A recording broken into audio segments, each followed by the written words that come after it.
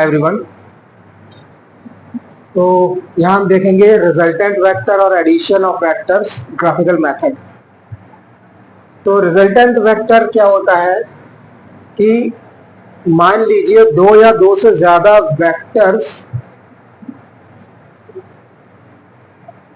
किसी पॉइंट पर वर्क कर रहे हो, तो एक ऐसा सिंगल वेक्टर जो उन दोनों के इफेक्ट को शो करे या रिप्रेजेंट करे वो उनका रिजल्टेंट वेक्टर कहलाएगा।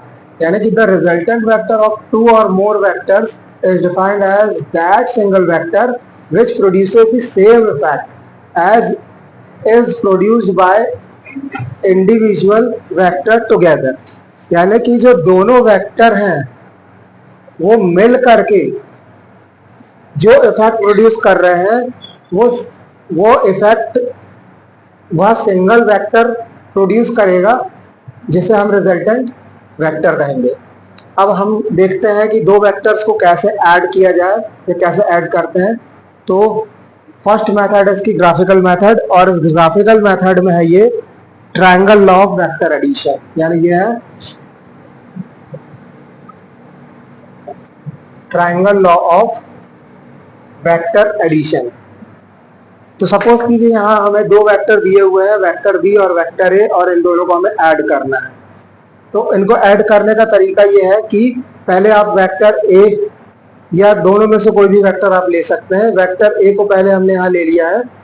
अब वेक्टर ए के हेड पर दूसरा वेक्टर जो बी है उसके टेल को हम रख देते हैं। यानी वेक्टर ए के हेड पर वेक्टर बी का टेल हमने रख दिया। तो ये दो वेक्टर एक ट्रायंगल की दो साइड्स को रिप्रेजेंट करेंगे, और उस केस में जो ट्रायंगल फॉर्म होगा उसकी जो थर्ड साइड होगी वो इन दोनों के एडिशन के रिजल्टेंट को रिप्रेजेंट करेगा।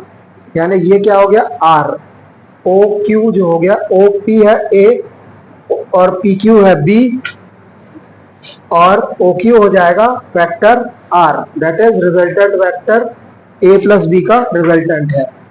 तो if two vectors acting on the same time are represented in magnitude and direction by the two sides of a triangle taken in one order, यानी ये दोनों एक ही ऑर्डर में लिए गए हैं, their resultant vector is represented in magnitude and directed by the third side of the triangle taken in opposite order।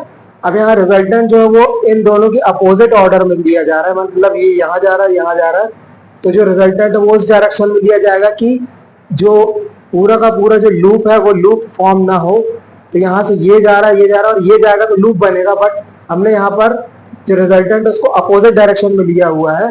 तो resultant हमेशा ए और बी के ऑर्डर के अपोजिट में होगा।